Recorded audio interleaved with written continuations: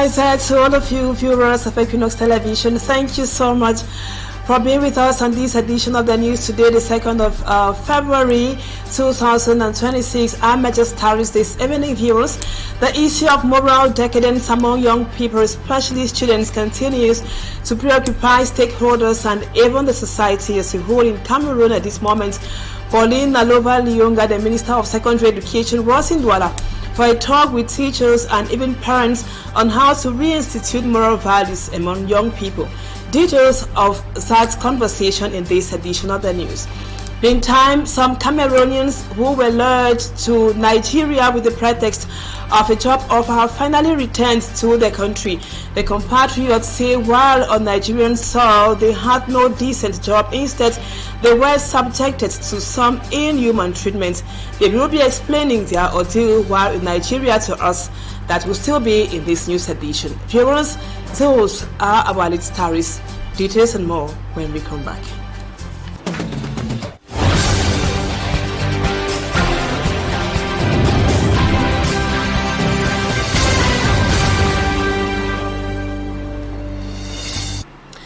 Welcome back, viewers. Thank you so much for being with us. Thank you for the confidence on Equinoxe Television.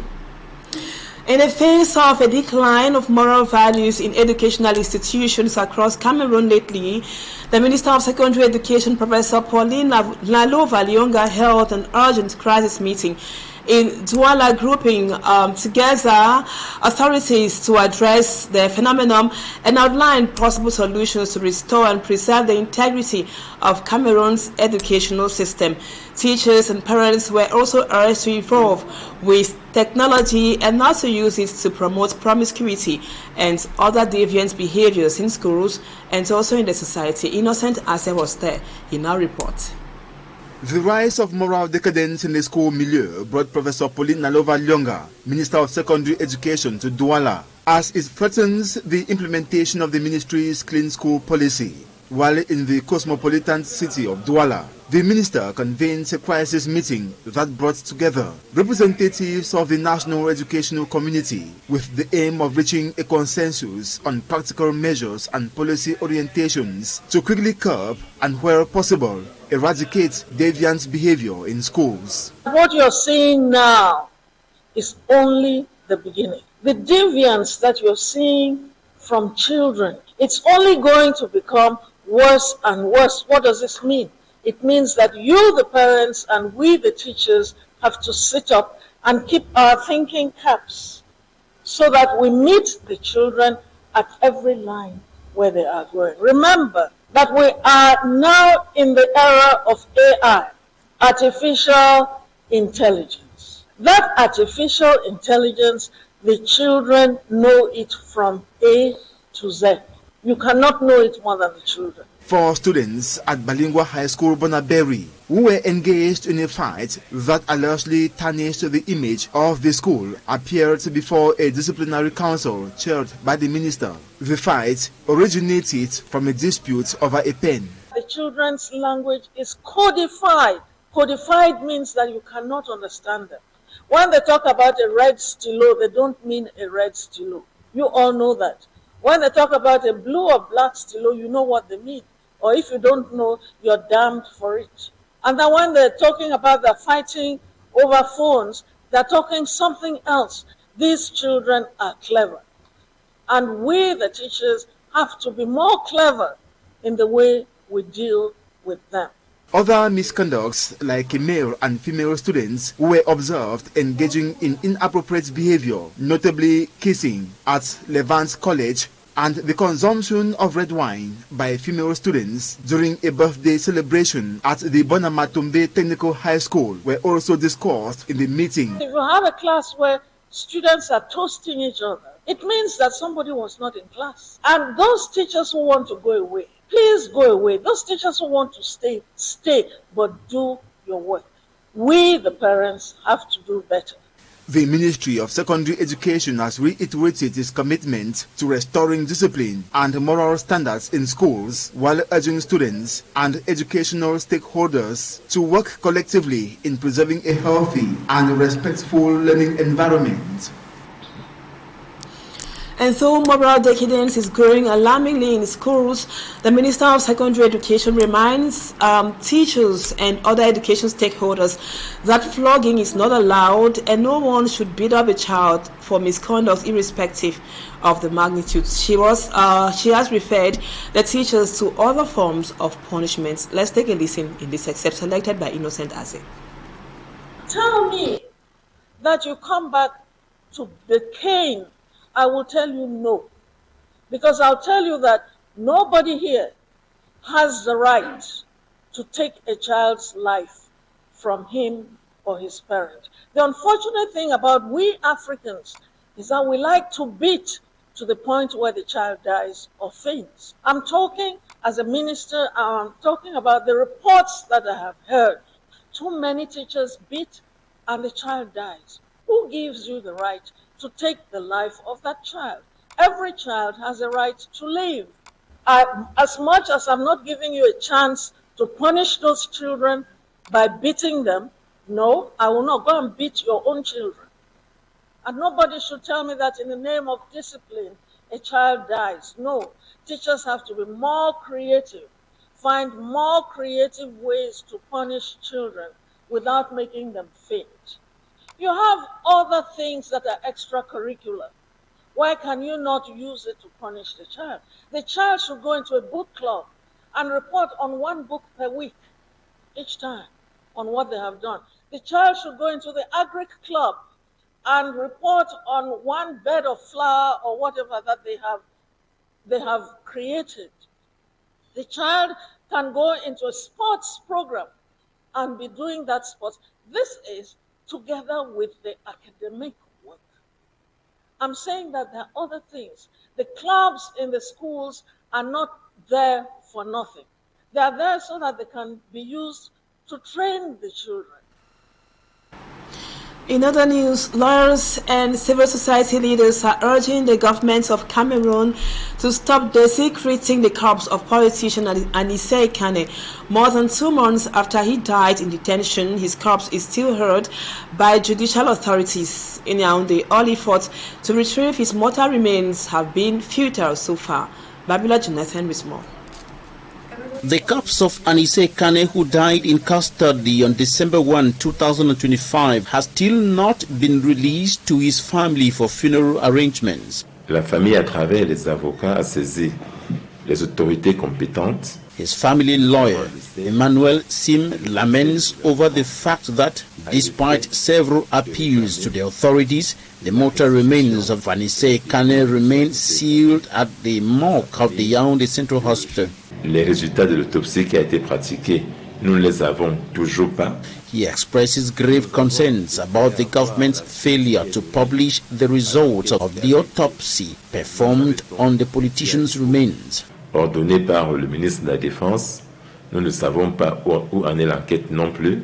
The situation has sparked reactions within the civil society. Nous n'acceptons pas l'impunité. Les Zoyem of United for Cameroon Civil Society Organization denounces what it qualifies as the persistent lack of transparency and a spiral of impunity, pointing to the autopsy that was performed on Anissé Kane's body in the absence of the family that was busy trying to find a forensic pathologist to represent it and the team of experts.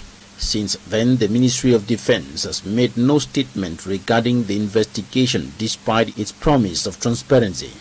The funeral of Anissé Kane, which had been announced, has been postponed indefinitely due to the lack of a timeline for the release of his body, which remains sealed at the morgue of the Yaoundé Central Hospital.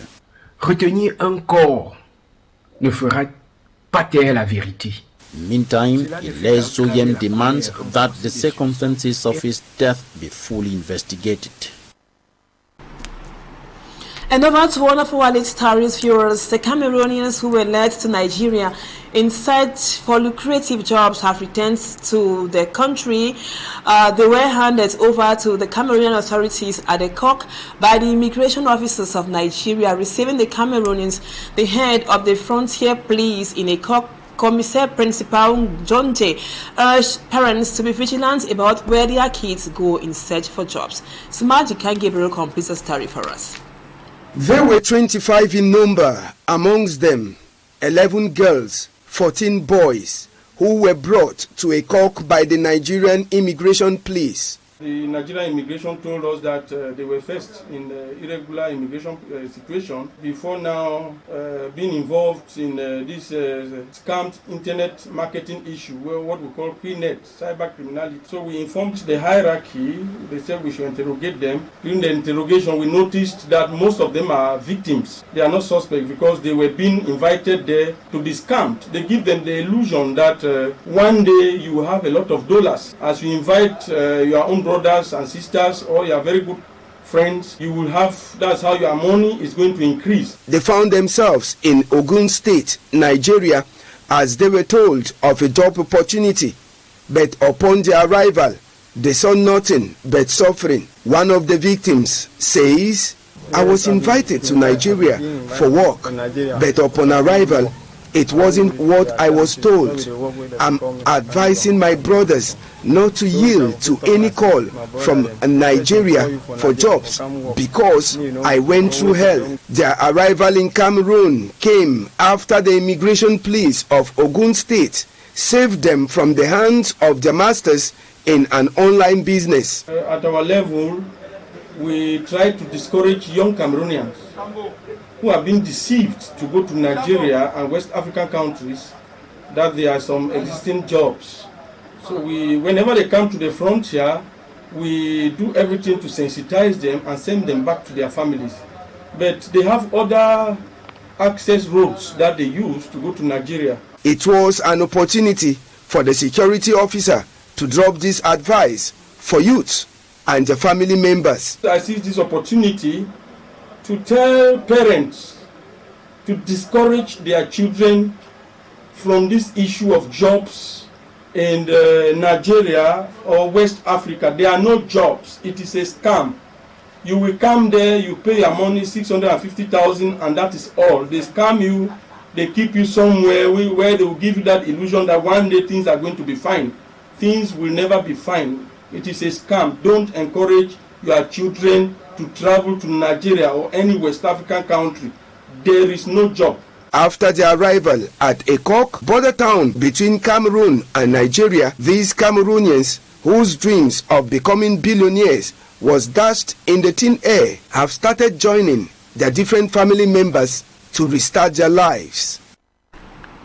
Meanwhile, the case pitting the Human Rights Defense Network, REDAC, and the state resumed today in court in Bonanjo, here in the economic capital, Douala.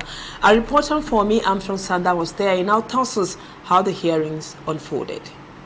Douala Bonanjo Court of First Instance has again postponed the trial to the 2nd of March 2026 at the request of the Office of the Public Prosecutor.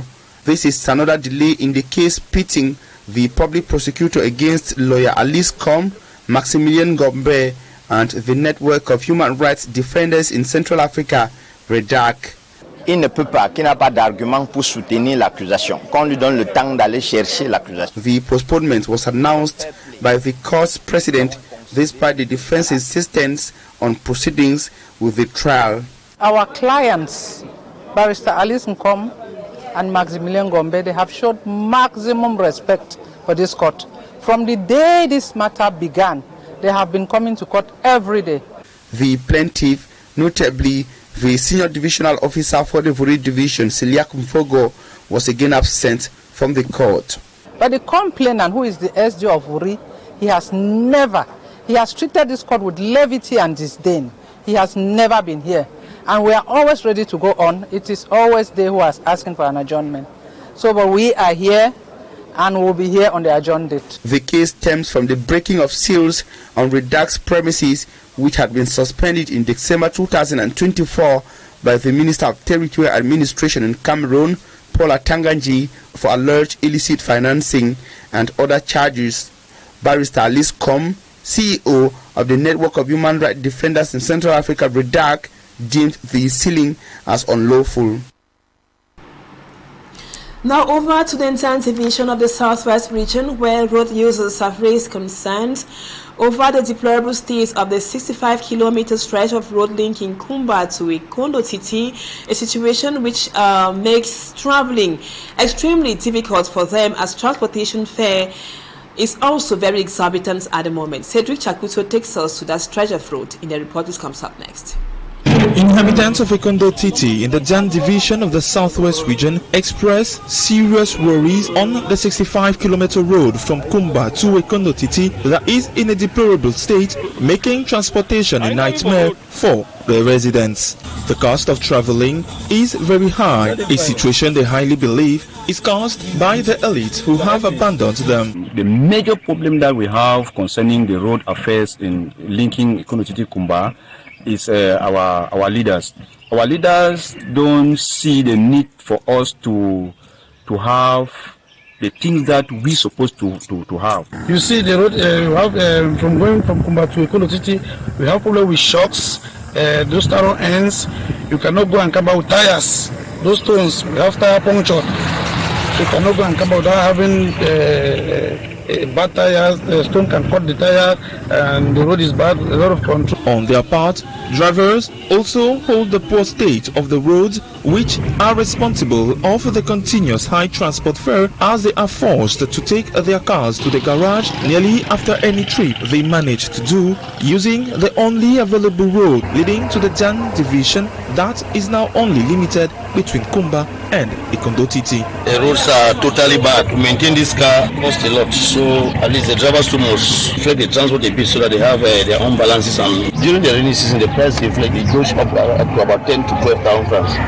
And these cars cannot apply the road by them. So use pickups that have four-wheel. So at this moment now, the roads are a bit dry. We'll manage this one from here to about from Ekondo Titi to Bole. From Ekondo Titi to Bole, Nake, where the road works ended there. So at least it's better that way, but from here to Bole so bad. The Kumba Ekondo Titi road project has faced several days due to insecurity and logistical challenges. However, with the tarring phase now in progress, there is renewed hope. In as much as the government has already started the work, we have hope that the work will go. But they should be mindful that when they are doing their work, they should look these difficult areas. They should handle it first before come, so that it will ease movement. Because very soon rain is coming, and when rain will start fall, we will not have access to go. It means that there's no difference between rainy season and dry season in terms of the cost of a transition from it. Residents are calling on the government to speed up the rehabilitation works which have just started. Before we move on to talking points, viewers, just to let you know that the 72-year-old Asian veteran journalist Denise Epote, who is one of the first black women to break through internationally in the world of journalism, retires from the screen. Our reporter Lom Mayeru now tells us more about her journey in the world of journalism, both nationally and internationally.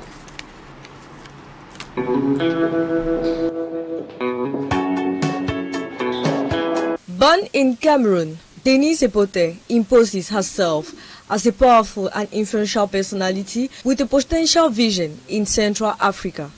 Her career best describes her link and love for her culture in Africa.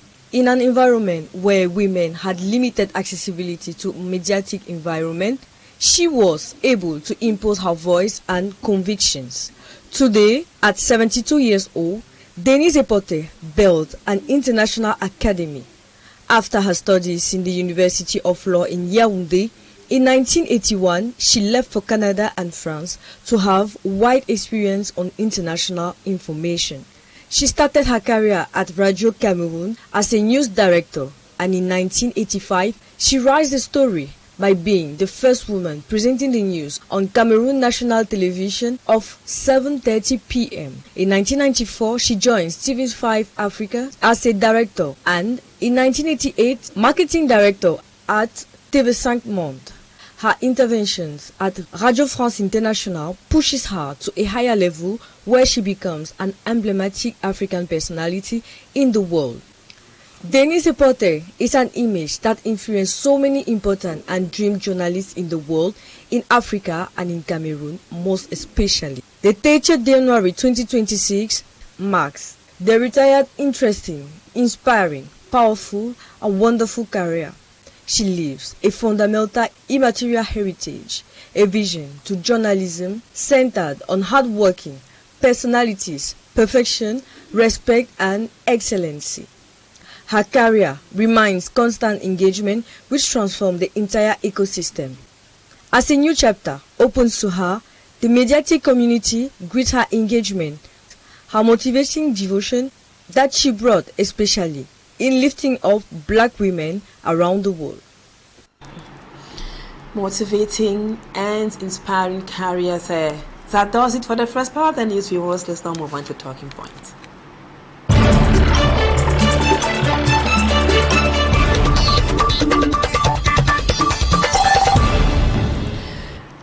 Welcome back, viewers. We all have been observing keenly for over 2 weeks now the open conflicts between top public administrators on which structure is to handle the scanning of containers and others at the Douala Autonomous Port. From the Presidency of the Republic through Ngongo to the Prime Minister to the Minister of Finance and the Port Authority or Ports Director, Cyrus Ngo. Our guest tonight is a civil society actor, Professor Mark Anthony. Thank you so much for accepting to be our guest on the news tonight. Now, Professor, what have been your thoughts so far on this imbroglio, this confusion among top administrations? First of all, thank you so much for being our guest.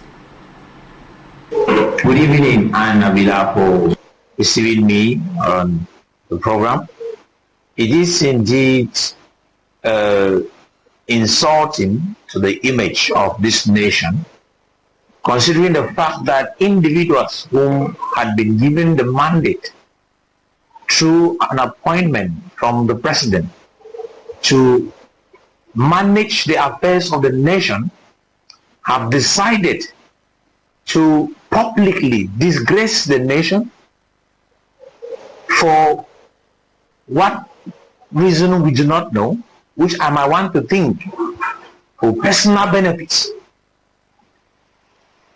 Going through this particular situation, you see, when I first of all heard a decision came from the presidency concluding that the scanning body in the autonomous port of Douala, which was formally, which had signed a contract with the government of Cameroon, which is supposed to elapse in 2032, was pushed out. I felt a little bit disappointed, really disappointed. But days after, I saw the Prime Minister coming out again to speak about the same situation. And this time around, he was clear when he said that contract still is standing. That is how work is done. But it is disgraceful, considering the fact that some individuals think they own the country and they do what they want to the country.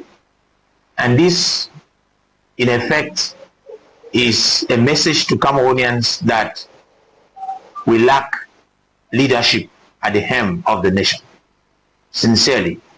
And there is much to say about this, but I won't use my tongue to blow this fire. We need to look into this matter seriously. And many concerned Cameroonians have been expressing worries on these recent happenings. They think it mirrors how the country itself is being run, like there is no leader to lead or to hit the table and say enough is enough. Are those your worries too, and are their worries, the worries of these concerned Cameroonians, valid, Prof? Yeah, you see, when you see situations like this happening in a nation, not in a family business, because it is in a family business, it is possible that some brothers can rally and decide to say no, the business belongs to us, or we are the ones who manage it, and there will be a conflict. But in a nation should not be managed like a family business. A nation is structured. There is a structure for governance and administration of a country. And the nation of Cameroon, whom we as a people belong to, through a social contract, decided to mandate an individual to be at the helm of this nation, to make decisions for the people and to work for the people. But like you and I have seen, this individual who has been mandated is not doing his job. And that is why a group of individuals appointed to assist in executing the mandate have decided to take over the helm of the nation, and they are running things the way they want. It is insulting to Cameroonians. I will tell you, I validate the beliefs of the people. And now, Prof, what image does this conflict portray of our country, Cameroon, especially to potential investors? This particular issue is destructive. I mean, when it comes to the image of Cameroon to foreign investors as well as internal investors, where we are made to believe that at any moment you might have signed a contract and at any moment it can be terminated without prior consultation. That is not business at all. It means that Cameroon is not fit to manage businesses. Investors will be threatened. Investors will have fear to step in a mess like the one in Cameroon. It is something that we are discussing as if it is a joke, but it's not a joke. It's painful. Not only painful, but it's disastrous for the image of this country internationally. We cannot keep on doing things that way. Cameroon this is a nation belonging to the people. It's not a personal business, it's not a family business. Before we go, do you see this open conflict ending anytime soonest? What are the possibilities, and who do you think can put an end to it all? You see, in a nation which is governed by a president, when a situation like this comes, when you see conflicts happen, let me show you the right routes. Cameroon, as a state, is having a head of state whom is the oversight of the nation. He, through the text, has appointed a government. This government is having a head. The head of the government is a prime minister who manages the affairs of the government, which implies public administration of the nation is run by this government. And if there is anything, the government refers back to the head of state for directives. But when you start seeing a situation where individuals who are working within the office of the head of state. Thank you so much, Prof. There is also this issue about business people, how they are also going to be affected. We know you are not an economist, Prof, but we would have wanted to know what can be some of the economic go-slow of this fight. For who is in charge of scanning at the ports? We hear scanning could be done, beg your pardon, 2 times now because of that, and maybe could lead to an increase in the prices of goods which get to Cameroon through the ports of Douala. The question summer really is, how can this affect local businesses in the country? Sure, we are going to be discussing that in the next edition of the news. Thank you so much, sir, for accepting to be our guest, and hope to have you again in the course of the week. And viewers, that was what we put together for you this evening. Thank you so much for always being there. Our programs continue tonight as usual. Equinoxe Soir will be yours in about 30 minutes with Sarah Lang, and then using the French language with Julien Bet-Bissar will be yours at 8 p.m. Stay with us on Equinoxe Television, and see you again tomorrow, same time, God willing. For now, it's bye-bye from us.